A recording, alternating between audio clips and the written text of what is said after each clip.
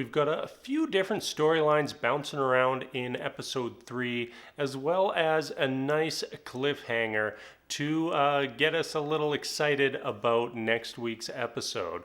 So, we start off, we first get that indication that it's less than 24 hours until the first asteroid will hit Earth. That's kind of been the build-up since the end of last season when Marco Inaros sort of set his plan in motion, and we got a lot of insight into Avasarala, trying to stop this attack, but she can't get anyone to listen to her because she's really been just given some busy work by the secretary, whatever her name is, Nancy Gao, and she's burned all her bridges. She's got no friends and can't get anyone to listen to her about these potential stealth tech covered asteroids. And in a case of too little too late, we kind of combine that in with Kamina Drummer's story, where she's chasing after Clay Ashford's ship, finds it, and ends up going to the ship, and it's been totally stripped, but she does manage to find one hidden data recorder with some information on what was happening. Clay's last words, where he was talking to Marco's, and Marco says hey, we're not aiming for Ceres or Eros, we're aiming bigger. Your dreams are too small, indicating that he's most likely putting together an attack on either Mars or Earth. And Kamina, she's kind of torn this episode. She wants to get revenge for Ashford, but also has this information that could help people. And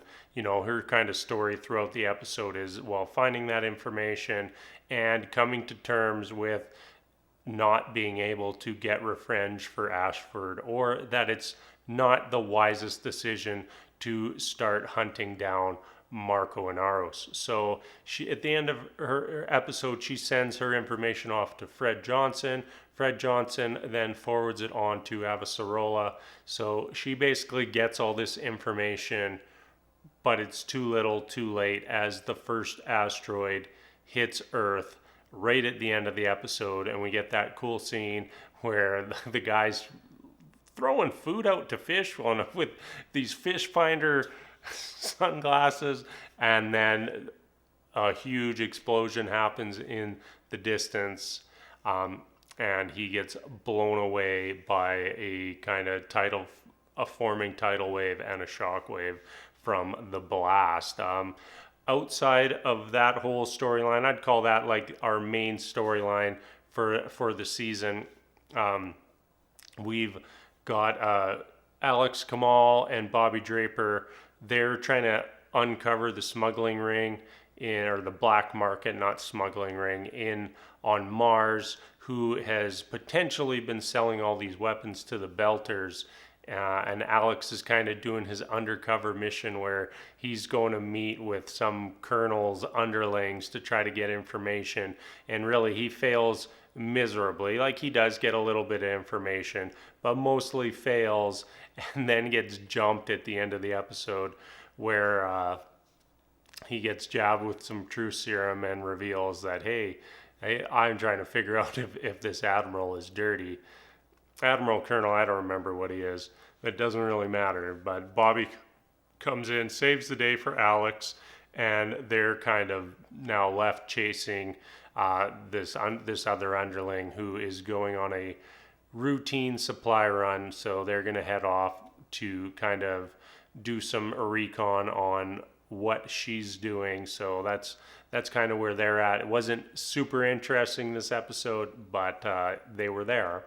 So that counts. Naomi Nagata, that is our other big storyline from today. We didn't get to see any Timothy No Timothy at all this episode. I was a little disappointed. I was hoping we'd at least get like a check-in with Timothy, make sure he's still there.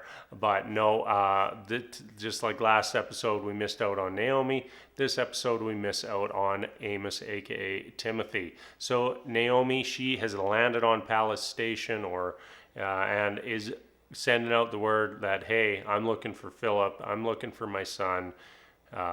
Just let him know I'm here. And of course, she ends up face to face with Philip, and he kind of lays into her a little bit, with that you weren't here, you left me, you threw me away like a piece of trash. And Naomi's just doing everything she can to get back in his good books. And what she decides to do is buy him a ship and supply him and basically bankroll him on whatever he wants to do. But he refuses her, so Naomi kind of ends the episode. She's sitting there on the ship, and of course, who walks in? None other than Philip.